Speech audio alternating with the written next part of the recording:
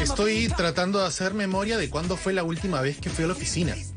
Y justamente en el contexto del Día del Trabajo, todavía me resulta un poco borroso el recuerdo de la última vez que estuve en la redacción de RPP Noticias. Y bueno, todavía recuerdo que pasó a la República 3866. Viví 12 años, durante 12 años a cuadra y media, así que es imposible olvidarme, pero es raro, ¿no? Es raro todavía porque desde marzo del año pasado que se tomaron estas medidas, hoy el hablar del Día del Trabajo es pues añadir también el Día del Teletrabajo, y todavía existen enormes deudas para regularlo, pero sobre todo también enorme impacto en la manera en que hacemos trabajo hoy, en un mundo, bueno, en medio mundo, porque siempre recordemos que la mitad del mundo todavía no está conectada a Internet. En medio mundo hiperconectado, pues hay nuevas habilidades que tenemos que desarrollar, hay nuevos retos también, pero ¿qué ponemos en el currículum? ¿Qué podemos aprender? ¿A qué tenemos que enfrentarnos cuando hablamos del trabajo remoto o virtual? Soy Jesús Vélez y arrancamos familia.com por RPP, La Voz del Perú. Y en un entorno remoto o virtual, tus hijos ya se están desenvolviendo y seguramente cuando empiecen a trabajar en empleos que todavía no se diseñan para ellos, van a tener que adaptarse a herramientas muy específicas. Ya no hablamos solamente de que sepan Office, o que sepan manejar un navegador, o que sepan de redes sociales, sino que hoy el teletrabajo ha generado estas peculiaridades tecnológicas que las empresas enfrentan también de manera personal, in-house, dentro de la empresa.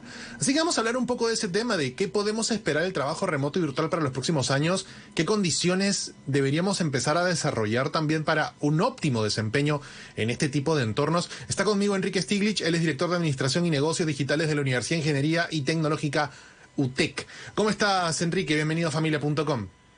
Hola, Jesús, ¿qué tal? Mucho gusto y muchas gracias por la invitación. ¿Hace cuánto no vas a la oficina? Más o menos igual que tú. Desde que comenzó la pandemia he ido a la oficina un día a recoger mis cosas, otro día a hacer una grabación para un tema de marketing, pero debo haber ido 2 o 3 veces en los últimos, desde que comenzó la pandemia. Muy poco. Y en este tiempo, ¿cómo has notado el asunto de la evolución del teletrabajo? ¿Hay más abuso por parte de las empresas? ¿Hay más libertades? O sea, vamos a ser bien honestos, porque hoy creo nos sentimos hasta más cansados o más agotados en unas jornadas desde casa. ¿Cómo ves tú el tema? ¿Cómo crees que ha venido manejándose el tema del teletrabajo? Cuéntame un poco tu perspectiva. Sí, a ver, yo creo que el teletrabajo en realidad se inscribe dentro de varias tendencias que ya venían ocurriendo, ¿no? Esto que tú mencionaste cuando introducías el programa de vivir en un mundo más interconectado, más cambiante, ha generado cambios en general en las relaciones laborales, ¿no? El teletrabajo es una que el COVID nos ha empujado a tener, pero también vivimos en un entorno que cada vez, pues antes la gente trabajaba en las empresas, en las grandes empresas, pues 15 años, 20 años, y había esta idea de permanencia en las empresas, ¿no? Hoy vivimos en un ambiente de trabajo más autónomo, pero también más flexible. Y en este contexto, tanto por personalidad, como por tipo de trabajo, como por nivel socioeconómico, algunos los beneficia más y a otros los perjudica más, ¿no? La flexibilidad y la autonomía son atributos que para algunas personas resultan positivos, ¿verdad? Veámoslo con tu pregunta del teletrabajo. Estamos trabajando desde casa, algunos no tenemos que ir hasta el trabajo, pero la flexibilidad pues también implica más incertidumbre, no saber qué va a pasar mañana, qué saber qué va a pasar pasado, que nos pasó, ahora en la pandemia ya nos acostumbramos, pero al principio de la pandemia no sabíamos cuándo íbamos a volver de trabajo, las personas también se siguen preguntando, oye, si tengo un trabajo voy a seguir teniendo trabajo mañana, y esto es un reflejo, si quieres, exagerado del mundo hacia el que estamos dirigiendo, ¿no? Entonces es un mundo en el que hay algunos beneficios como la flexibilidad, la autonomía, pero que no solo son beneficios, porque el hecho de enfrentarnos a un mundo más incierto, más cambiante, también genera estrés, genera incertidumbre e incomodidad, ¿no? Sí, igual una exquisitez mía es que tengo que limpiar todos los días mi entorno de trabajo, que algo que yo no hacía en la oficina, por lo menos, cuando no tenía que preocuparme, no desordenaba tanto, pero hoy tengo que limpiar, o sea, tengo que dejar todo este ambiente de trabajo en donde tengo que aparecer en televisión ahora, en RPP TV, o hablar en radio, para que no solamente se vea bien, sino que suene bien. En este punto, o sea, más allá de mi trabajo, yo creo que todos los que estamos trabajando de manera remota hemos entendido realmente lo que durante muchos años, durante casi una década, se hablaba como trae tu propio dispositivo, inviertes en tu propio entorno laboral, no dependas tanto de lo que la empresa te da. Hasta cierto punto, los que empezamos a ver ese tema desde antes, hoy nos agarró un poco tranquilos porque ya estábamos medio preparados como para estar desde lejos y de manera remota haciendo las cosas, pero mucha gente, y digo, mucha gente que trabaja actualmente ha tenido que invertir más en seguir trabajando. O sea, porque ha tenido que acondicionar mejores cosas, tener más plan de internet, tener mejores equipos, comprarse una webcam, comprarse un micrófono en algunos casos para sonar mejor en las videollamadas, mover la casa, decorar la casa, cambiar el ambiente. O sea, sí ha habido una inversión que no ha corrido a costa de la empresa, sino que ha corrido a costa de uno. Sí, a ver, hay empresas que lo están haciendo, hay otras que lo están haciendo menos, y creo que es importante pasar pues de un contexto de emergencia a un contexto, deberían cambiar las condiciones una vez que entramos a un contexto más estable, en el cual el teletrabajo pues probablemente cada vez menos va a ser un tema de emergencia y un tema sobre el cual vamos aterrizando, ¿no? Y sobre lo que mencionas hay un tema, por ejemplo, interesante, ¿no? Cuando uno mira, y un poco lo que has dicho, yo tengo que hacer otras tareas que no hacía, ¿no? Tengo que limpiar mi mesa, arreglar las cosas, tener que, por supuesto. Y en ese contexto, por ejemplo, un dato interesante es, en Inglaterra hicieron un estudio de medición de productividad, ¿no? La productividad de quién bajaba más en contexto de COVID. Y una de las cosas que encontraron fue que uno de los segmentos de la población cuya productividad se vio más afectada fueron las mujeres, ¿no? ¿Por qué? Porque como todos sabemos, claro, pues existe un desbalance en las tareas del hogar en el mundo que tienen las mujeres, ¿no? Entonces, cuando vino el COVID, las familias, ese desbalance existía en la casa, las mujeres tienden a tener más responsabilidades muchas veces, ¿no? que los hombres en las casas, y entonces se vieron más afectados. Entonces, nuevamente, el COVID es un contexto, pero el mundo está cambiando, y cuando vemos el futuro del mundo, que yo lo veo con optimismo, ¿no? O sea, al final, pues la tecnología a veces te da un golpe, pero al final, pues, la gente, el mundo es resiliente, cambia, se adapta, pero pasa por un momento de shock, ¿no? Y no son solamente cambios tecnológicos, sino son cambios sociales que van a pasar, ¿no? Con toda esta transformación. Y eso es interesante. Antes de la pausa, para tomar la posta del programa anterior, antes por ahí leía una frase que era: cuando la gracia de Dios entra a la iglesia, rompe los vitrales. Y es un poco la analogía respecto a que cuando hay cambios radicales en nuestra vida, pues esos cambios, o sea, es un suceso que demanda fricción, que va a haber problemas, que va a sacudir tu vida, que va a cambiar todo, y en ese cambio brusco no exijas experiencias sin dolor. Va a doler. El asunto es que después del dolor te tienes que reacomodar. Hacemos una pausa, no va a doler tanto separarnos, luego seguimos hablando con Enrique Stiglitz, director de Administración y Negocios Digitales de la UTEC, para hablar justamente de lo que nos espera. Trabajo remoto. Voy limpiando y regresamos luego del corte aquí en familia.com por RPP, la voz del Perú. Soy Jesús Vélez, editor de tecnología aquí en RPP Noticias, y desde mi casa, transmitiendo desde marzo del año pasado.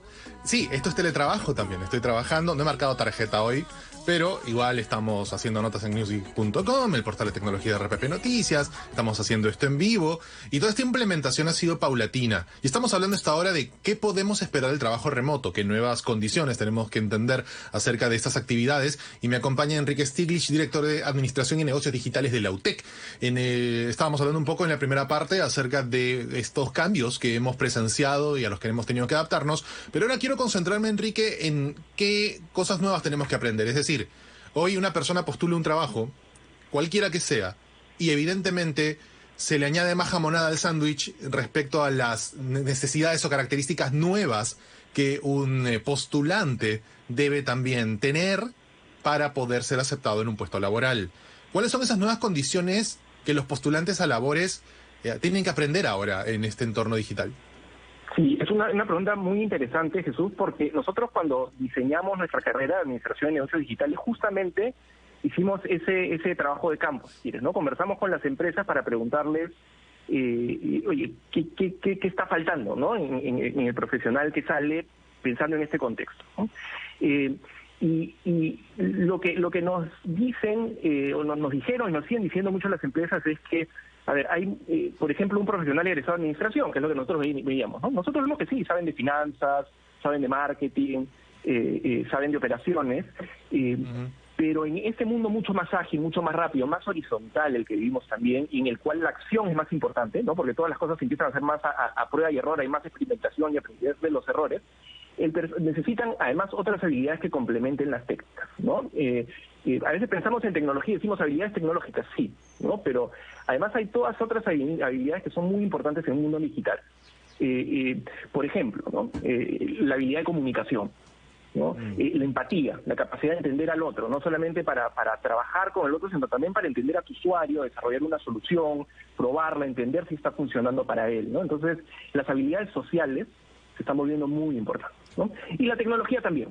La tecnología también, porque la tecnología nos permite ir más rápido, llegar a más escala más rápido para las soluciones, ¿no? Sí, claro. Entonces, habilidades tecnológicas, pues, claro, por supuesto, muchas veces decimos tecnología y pensamos en habilidades tecnológicas súper sofisticadas, inteligencia artificial, machine learning, pero a veces tecnología es también un poco aprender a usar herramientas que nos ayuden a mejorar nuestra productividad en momentos específicos, pues, ¿no?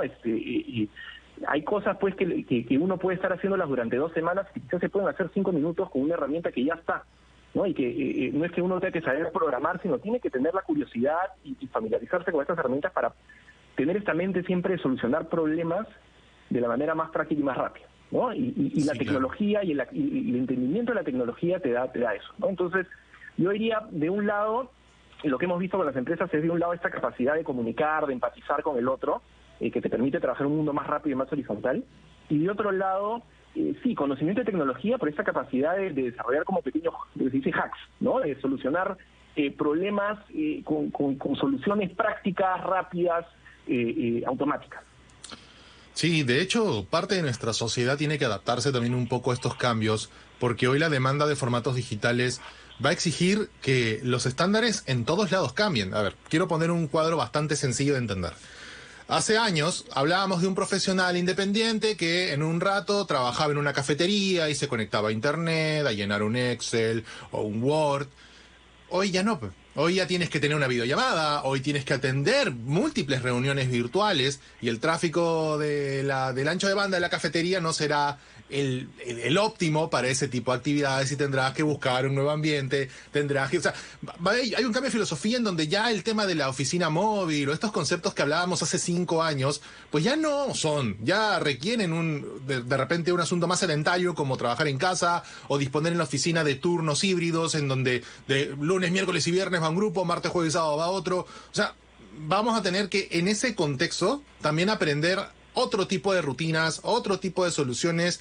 Esto definitivamente nos ha enseñado a adaptarnos. O sea, creo que hace años el ser humano ha venido adaptando soluciones digitales de manera personal, de manera aislada, como un slot, como una célula, como un clúster. Pero ahora no, ahora estamos tomando decisiones que nos afectan de manera grupal y eso es un poco también lo que tenemos que aprender. Sí, totalmente. Y esta adaptabilidad y esta resiliencia que nos permiten enfrentar este mundo, porque claro, los cambios los conocemos ahora, pero los cambios van a seguir viniendo, ¿no? Entonces, claro, no es pensar en qué necesitamos para ahora, ¿no? Para este contexto, es la pregunta que a veces hacemos, pero a veces pues es una pregunta que ir más allá, ¿no? ¿Qué necesitamos para el futuro? Y es poder adaptarnos permanentemente. Y uno de los elementos importantes para eso que a veces se pierde de vista es saber aprender permanentemente, ¿no? La capacidad de aprender. Y esa es una cosa que no mencioné antes que es súper importante, que es, sí, uno aprende en una universidad, pero la mayor parte del tiempo lo aprende haciendo, aprende tratando de hacer algo, aprende buscando en internet. Esa es una habilidad muy importante, la adaptabilidad, y la adaptabilidad pasa por aprender a aprender, ¿no? Sí, de acuerdo con eso. Ojo que también estamos en un contexto de doble implementación o implementación a un ritmo paralelo, en donde las empresas hoy no solamente están buscando cómo solventar sus necesidades tecnológicas para hoy, sino que también estratégicamente pensar en la tecnología de mañana. Es la primera vez que en la historia que yo recuerde que en un punto las empresas están invirtiendo en procesos paralelos. O sea, hoy no es que estemos cambiando solamente, sino que desde hoy con el cambio se está construyendo un futuro con o sin nosotros. Y es por eso que también tenemos que aprender a adaptarnos en ese punto, así como hace años se construyó un futuro sin nosotros y que hoy ha generado nuevos puestos de labores que hace 10 años no existían, pues seguramente ahora van a ser nuevos trabajos en 5. Es decir, los ritmos están cambiando un poco, pero ante esa incertidumbre, ¿cuáles son las anclas que uno debe tener, Enrique? Es decir, todo el mundo va a seguir cambiando, pero en todo cambio hay una constante. A nivel de capacitación, a nivel de aprendizaje, a nivel necesito aprender esto, ¿cuáles son esas anclas que el futuro empleado, el futuro colaborador, el futuro trabajador debe tener? Sí, mira, hay mucha investigación sobre eso y hay una lista pues de habilidades largas, pero a mí me gusta un esquema simple de habilidades del siglo XXI que se le llama las 4 Cs, ¿no? Pensamiento crítico, creatividad, comunicación y colaboración, ¿no? Eso, ¿no? Entonces, es porque al final, pues, las habilidades técnicas uno las va a ir aprendiendo.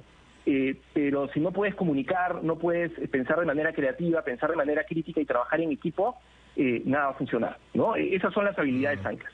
Y un tema adicional que a mí me gustaría exponer sobre eso es, tú has mencionado esto, pues, que esta dinámica de que estamos en un mundo, pues, ahora en el cual cada uno está en su casa, va de una organización a otra, trabaja desde una oficina, está un día ahí, otro día no. Es un mundo en el que, y volviendo al ejemplo que di antes de la empresa en la que la gente trabajaba 20, 30 años hasta que se jubilaba, es el mundo en el que hay menos estabilidad de relaciones. Esa es la otra ancla que es importante. Hoy es muy importante tener una capacidad de desarrollar relaciones, ¿no? Tanto de manera funcional como la capacidad de desarrollar una red de soporte que justamente te genere esa sensación de ancla y de contención y de soporte para el desarrollo de tu carrera profesional, ¿no? Porque ya no tenemos a la misma gente con la que trabajamos por 20 años, ¿no? Incluso en la sociedad cada vez está más fragmentada, ¿no? Entonces, es muy importante que las personas puedan desarrollar por su propia cuenta esta red de soporte, esta red de relaciones que vaya más allá de la empresa en la cual están trabajando, ¿no? Porque uno se está volviendo cada vez más como su propio emprendedor. Esa es la realidad en la que emprendemos, ¿no? Cada uno se está volviendo su propio emprendedor. Su propio marquetero, su propio vendedor. Ahora, tienes que ser tu propio guachimán también. O sea, y es un detalle adicional que todavía nos falta hablar, que tiene que ver con la ciberseguridad, que creo que hemos aprendido al revés el tema de la tecnología, porque hemos aprendido más rápido a exponernos que a cuidarnos, cuando en el mundo real ocurre lo contrario, que aprendemos primero a cuidarnos y luego a exponernos en función de nuestros propios cuidados. ¿Qué debería saber un colaborador hoy, un trabajador, un empleado sobre ciberseguridad ahora? A ver, a mí me gusta partir de lo básico, ¿no? Entonces, yo creo que ahí sí las empresas tienen un rol importante de comunicación permanente sobre ciberseguridad, porque normalmente los riesgos de seguridad no son los más sofisticados, sino los más básicos, ¿no? Entonces, hay cosas elementales, por ejemplo, como el phishing, ¿no? El phishing es cuando, simplemente para ir sobre eso, es cuando alguien te manda un link o un sitio que te invita a escribir tu nombre y tu contraseña para robártela, ¿no? Es un sitio falso que te dice pon tu usuario y contraseña. Así es, ¿no? Y entonces de esa manera te roban tu contraseña de tu correo o de otros accesos, ¿no? Entonces, ¿qué voy con esto? Y la mayoría de brechas de seguridad ocurren así, ¿no? No ocurren pues con equipos súper sofisticados de seguridad, quizás pues al ejército, a la NASA, a la ejército, pero la mayoría de brechas de seguridad ocurren eso. Entonces, yo creo que lo principal es tener estos fundamentos de, oye, con qué cosas tener cuidado para evitar riesgos, ¿no? Y por supuesto, si uno quiere trabajar en una industria, sobre todo en una industria expuesta a riesgos, como por ejemplo banca, sí, tiene que tener un conocimiento sofisticado de ciberseguridad porque va a estar expuesto a mucho más riesgos. Claro. Y si quieres hacer por ejemplo, hay muchos fintechs, ¿no? Una de las principales limitaciones de los fintechs que quieren crecer es, oye, los bancos invierten millones en ciberseguridad, ¿no? Una fintech que quiere crecer, ¿cómo se protege esas vulnerabilidades? Entonces sí, es súper importante, dependiendo del contexto en el que estés, hay un nivel de sofisticación distinto, pero a mí me gusta partir de lo básico, de lo elemental, porque a veces con eso se cubre el 80% de los problemas. De acuerdo con eso. Creo que hay una serie de fundamentos, como por ejemplo tener cuidado con el phishing, es una de las cosas básicas, o no revelar su contraseña extraña, ¿no? Son cosas básicas que uno tiene que que a veces parecen obvias, pero que no lo son tanto porque muchas brechas ocurren así, ¿no? Entonces yo prefiero partir de lo fundamental y después ir a lo más sofisticado. En verdad sí, es mejor atacar lo obvio a veces, es mucho más práctico, en verdad. Enrique Stiglitz, director de Administración y Negocios Digitales de la Universidad de Ingeniería y Tecnología UTEC, que estuvo con nosotros. Gracias, Enrique, por tu tiempo aquí en Familia.com. Buen día. No, muchas gracias, Jesús.